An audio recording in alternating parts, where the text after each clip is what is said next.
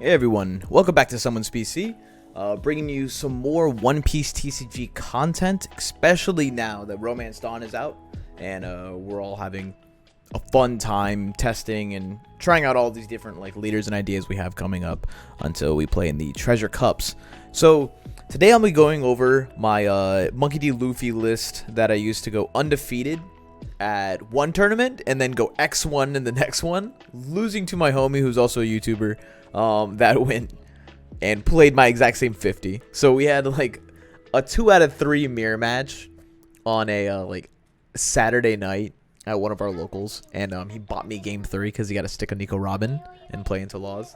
And I just think overall this is like probably the most core non-unique way of playing Luffy, in my opinion, and proper way of piloting it and building it.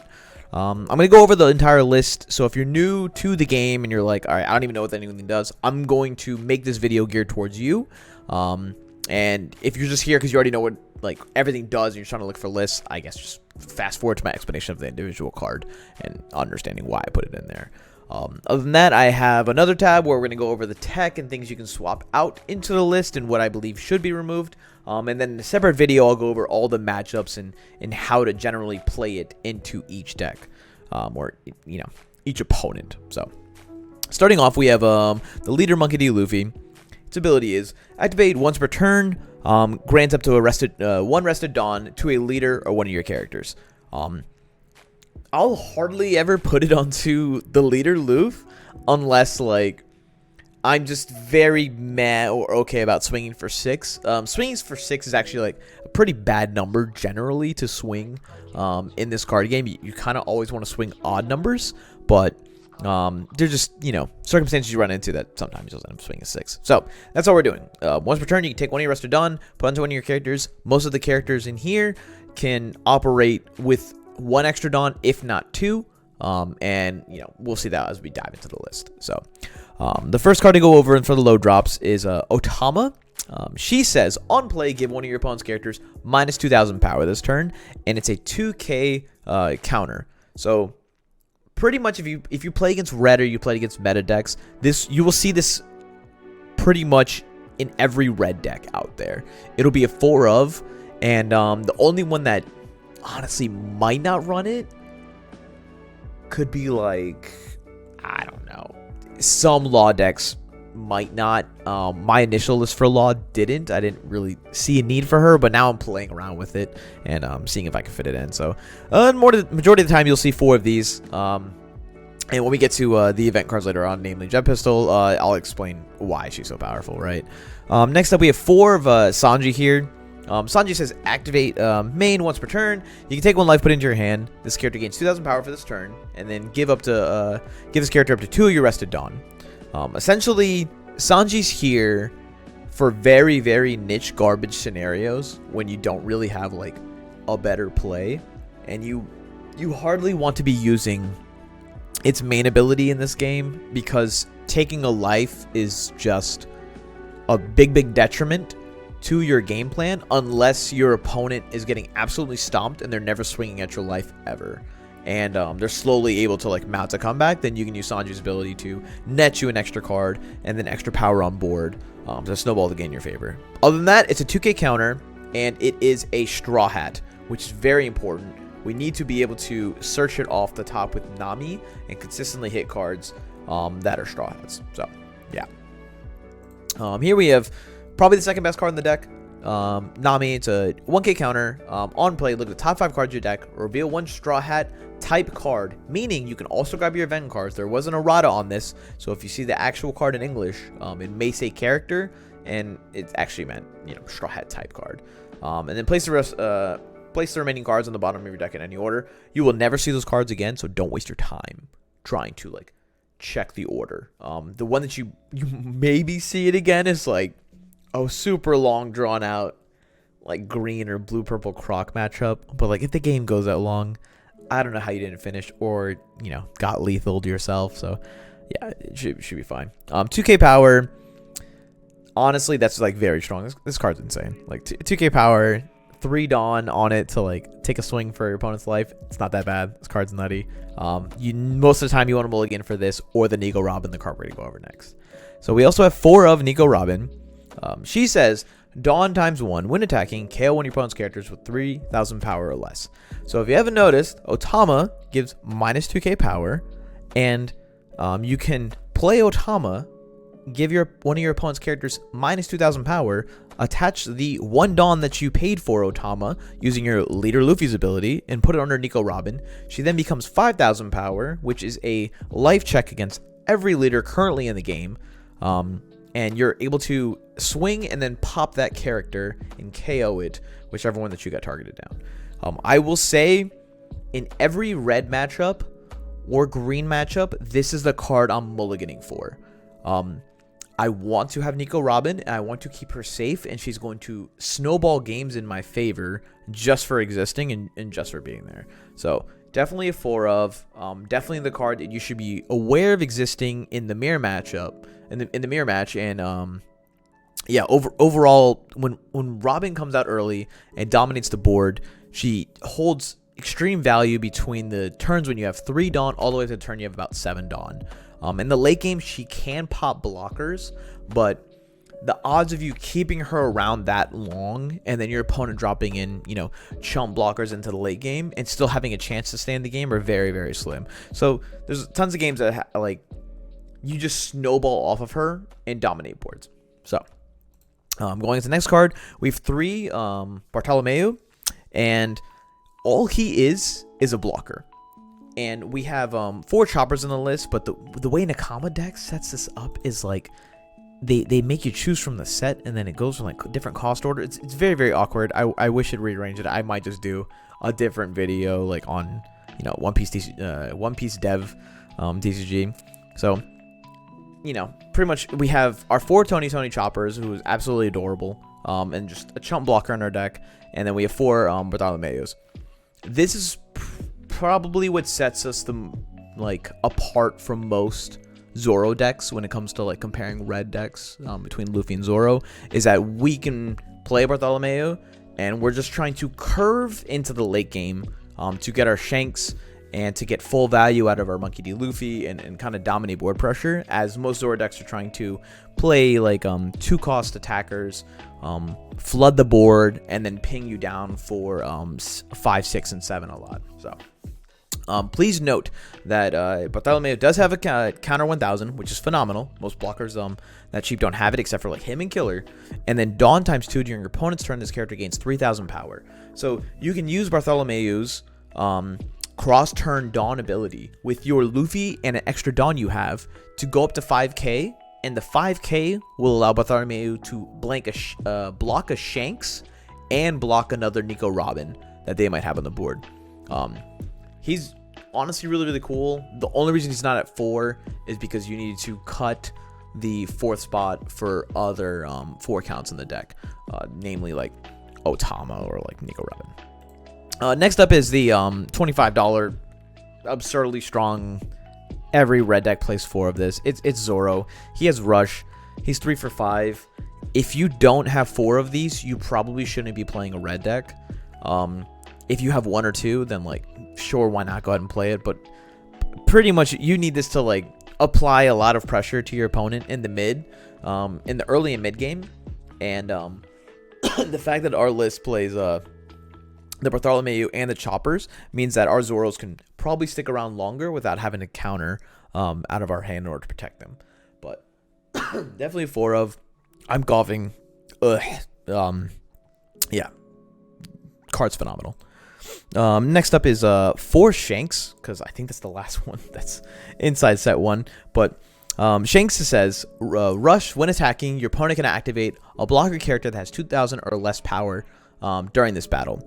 Meaning, if your opponent has, their own Bartholomew, their own Tony Chopper, their killers, your Beje, just all the silly blockers in the game, they can't touch Shanks, and he provides the extra combat power late game to close out the game. I will say, if you're piloting him you're using him in a position where you have advantage of the board, but you can't necessarily lethal your opponent this turn. I will most of the time pay 9, play Shanks out, and then pass my turn without swinging, even though he has rush. This is so that, like, if I don't have a blocker on the board, they can't just kill my Shanks on the crackback, and he'll have such a dominating presence on the board state that people will struggle to deal with him pretty much in every single matchup. And I don't want to turn him sideways and feed him to my opponent to pop by taking all their Dawn and putting on their leader and swinging at me, as because we are paying 9 to play him, we can't have an extra 2 open for our Red Hawk, which is another event we play to counter out and like save him. So yeah, that's just keep that in mind when you're playing with this list. You know, there's a lot of ways to pilot Luffy, but 4 of Shanks, I love it. I think the card's absolutely phenomenal. Next up, we have 4 of the promo 2K counter Monkey D. Luffy, and this promo is slowly moving up in price, but the reason being is because it has a 2K counter and it costs 3 to come out, but with 2 Dawn you can bring him all the way up to 7K power. And while that doesn't seem all that impressive when you have cards like Rush, Sanji, and such, the reason it's so good is because of its 2K counter, and it has that ability to transform itself into 7K.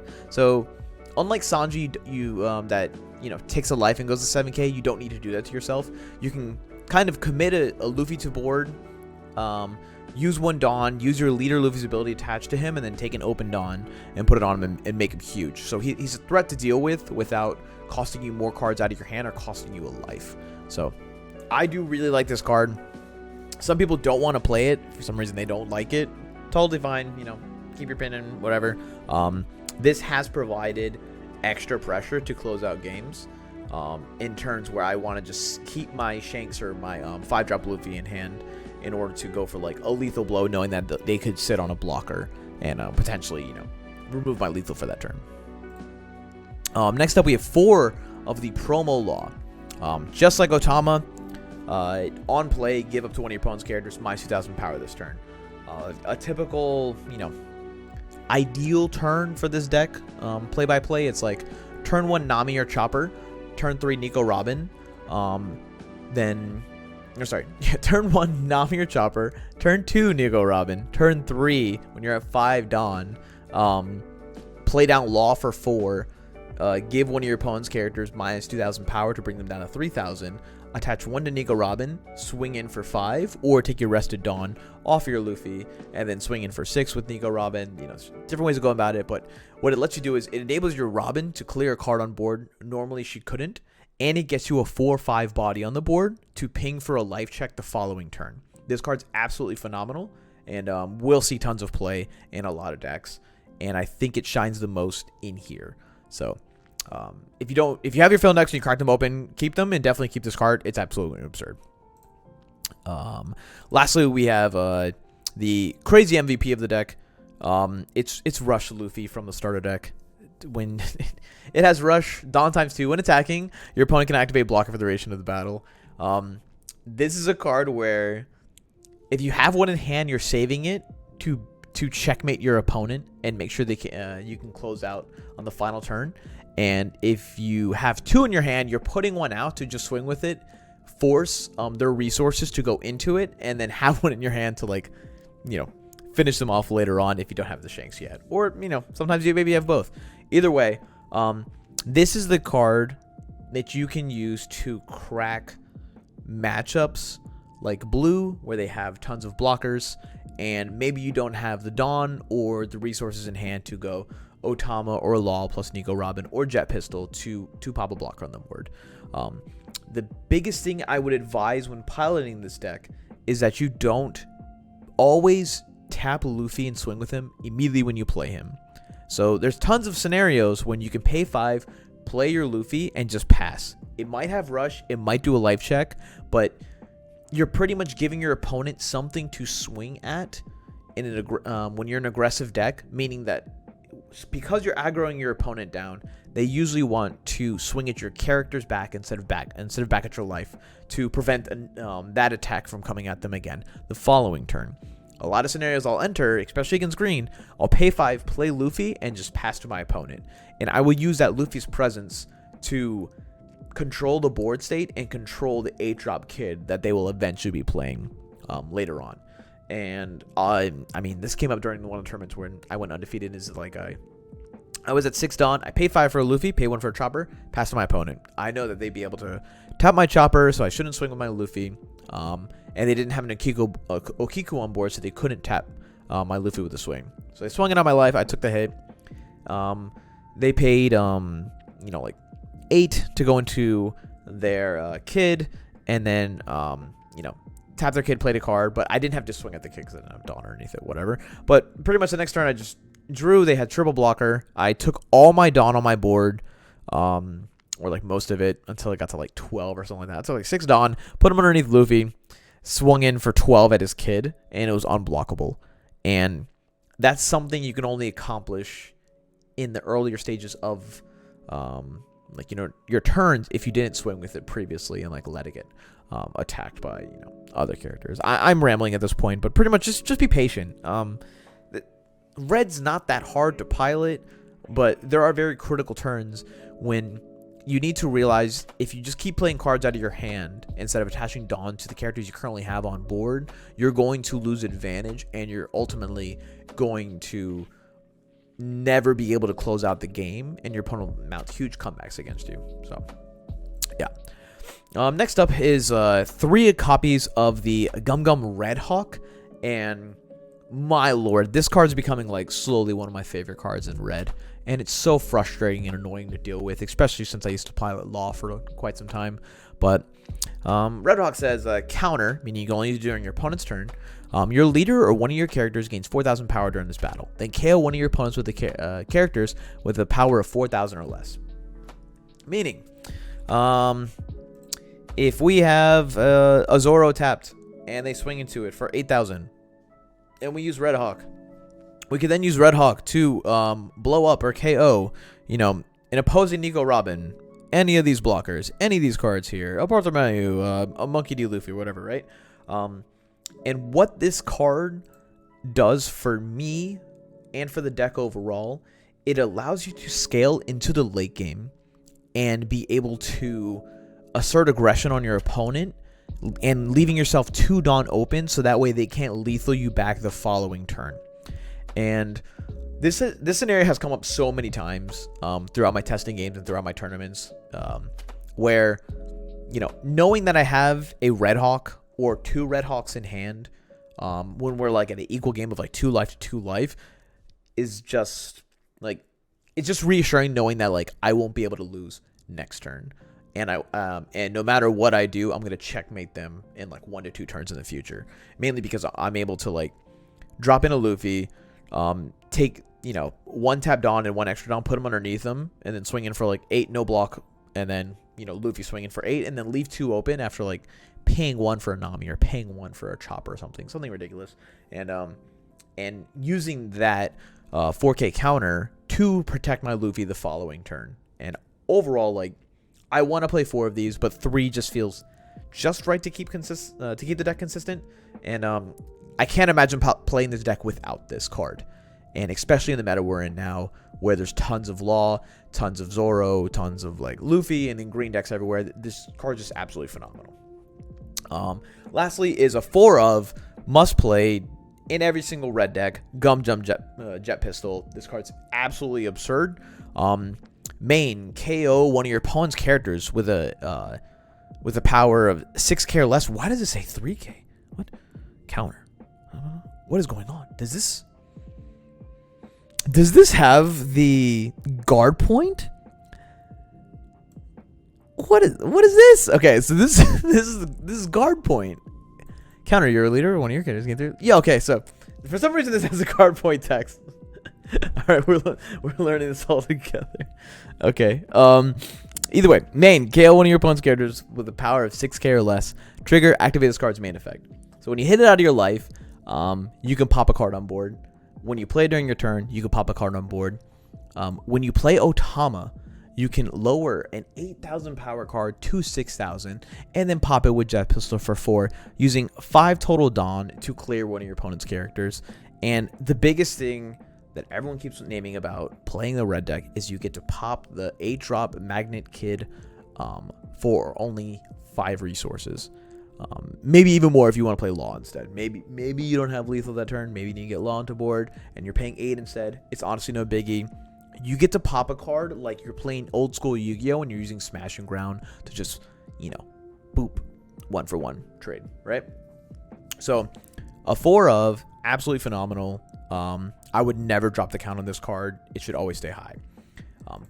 In the mirror match, when your opponent is also using Gum Gum Jet Pistol, when you have characters on your board that you're going to swing with, or you're going for lethal that turn, take your Dawn, put them onto your characters, and make them 7,000 power, because your Dawn says the character gets 1,000 power for this turn. Meaning that if you go like, oh, I'll put 2 on my Zoro, 1 on my Luffy, and then 1 on my other card over here, you can swing with your leader into their life, and then even if they hit a Jet Pistol, they can't activate it on your characters because they're 7k power for the turn. It's how you quote unquote outplay the possibility of swinging into a Jet Pistol. And that'll just come over time and like natural habits of adapting to particular gameplay. So overall, the goal of this deck is to curve into your late game, use your characters on board from turns 3 through 7 and 8 to generate advantages for yourself, and play in a way where like you don't feel like you always need to play a card out of your hand every single turn in order to get value. And what I mean by that is, if you're paying 3 for a Zoro and you swing with it, and then you protect it the following turn, I tend to like take my extra Dawn that I have and just put them on a Zoro, swing in for 7 or 8, take the extra Dawn I have on the corner, put them on the Nami, swing in for 5, and then use whatever Dawn's left over, put on a Luffy and swing.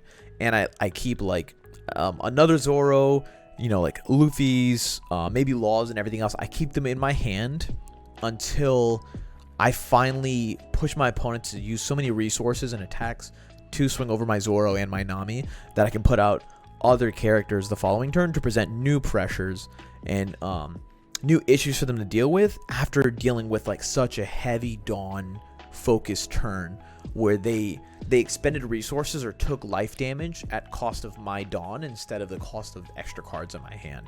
And I noticed red players not really doing this all that well, especially with their Zoro decks.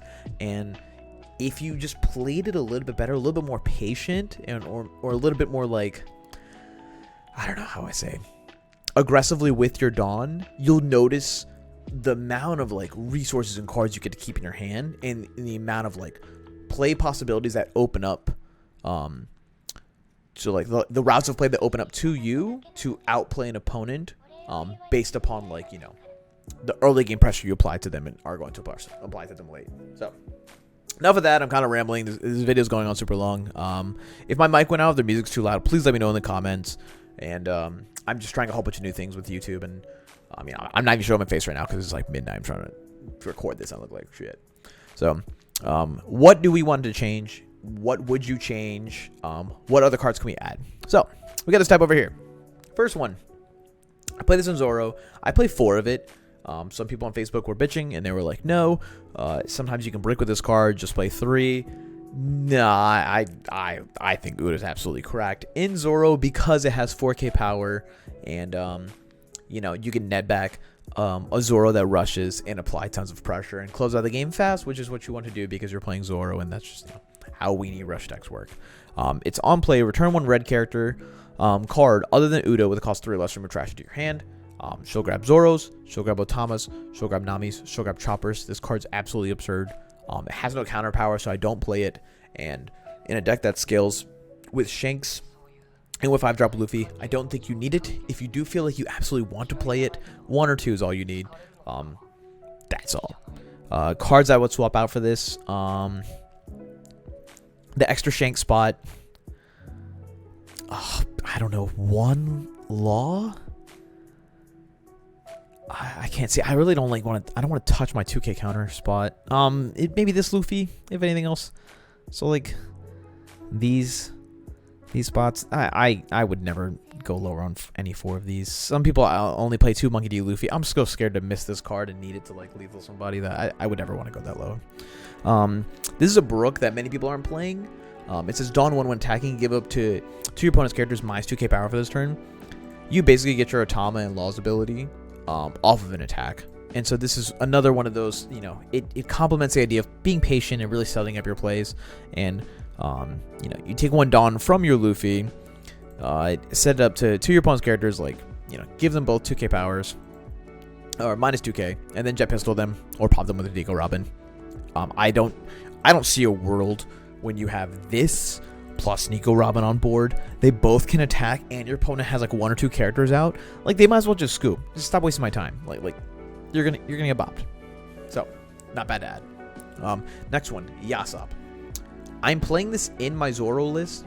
I'm unsure how I want to like fit it into my Luffy list, but pretty much Yasop, while not being a Straw Hat, so you can't search him off of Nami, he is a 6 for 8 vanilla. He's overcurved, which is typical for vanilla cards, and he has 1k power.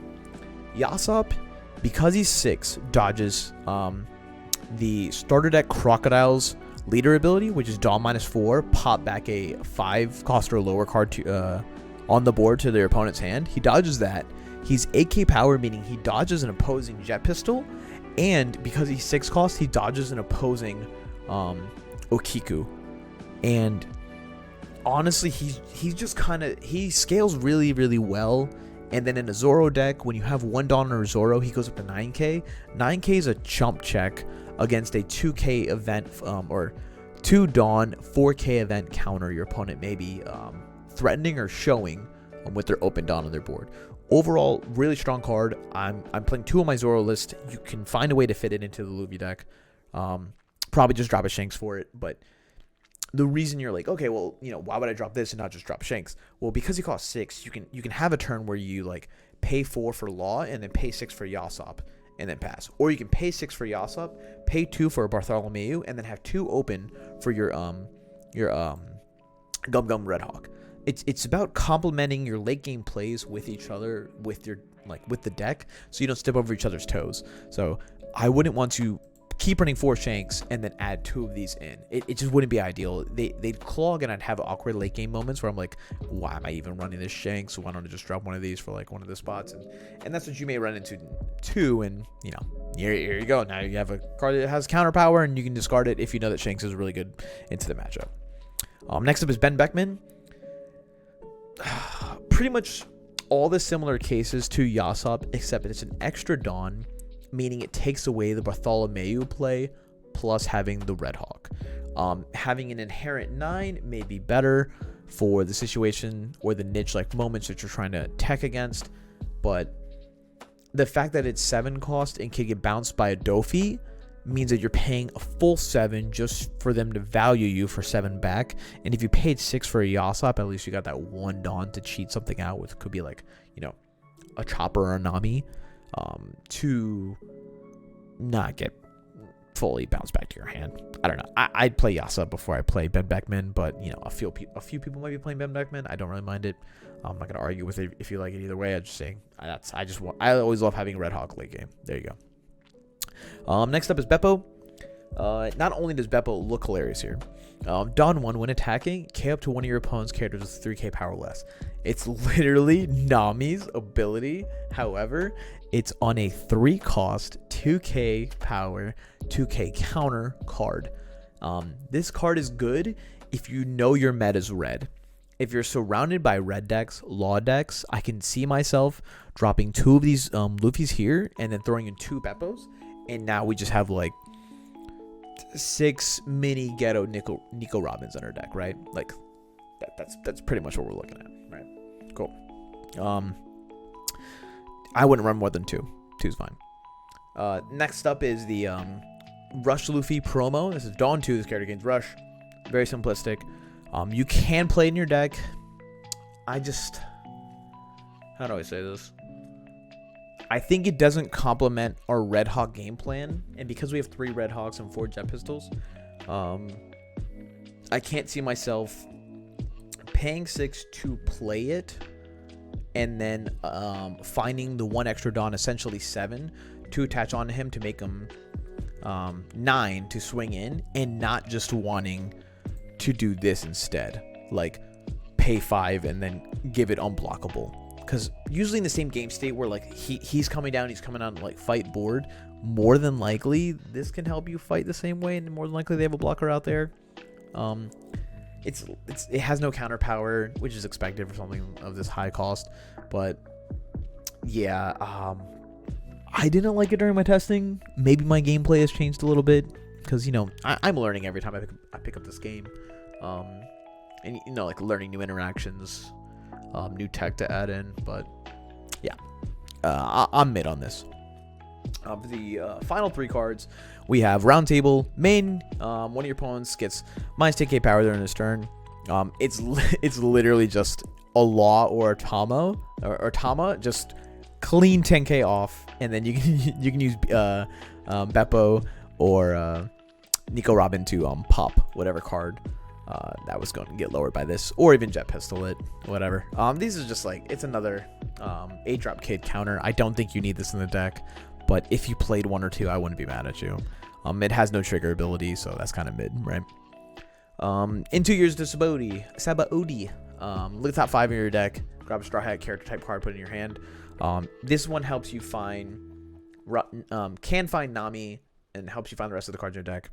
You can play for consistency. I think this deck is more than consistent enough. There's hardly a scenario when I'm just like, I absolutely need X card right now. I need Chopper, blah, blah, blah. I'm already mulliganing for Nico Robin or Nami. And, you know, paying 1 for Sabaody and then not generating any board presence makes me feel kind of icky. You're playing good enough characters. Just put them on the board, take your Dawn, put them on your characters and swing. I don't think you need Sabaody, but, you know, if you want to be super, super safe, I can see you playing it. Hilariously, this is guard point. I wonder if it has what's called ability. No, it doesn't. Okay. Guard point, pay 1, and give your leader or one of your characters plus 3,000 power this turn. This battle. Cool. You know, I've been talking up this card the entire time. Insane. Kind of all you need for counter power. I would rather have one more red Hawk than ever fitting this into the deck. So, with that in mind, this is the end of it. I didn't think this would be 32 minutes long.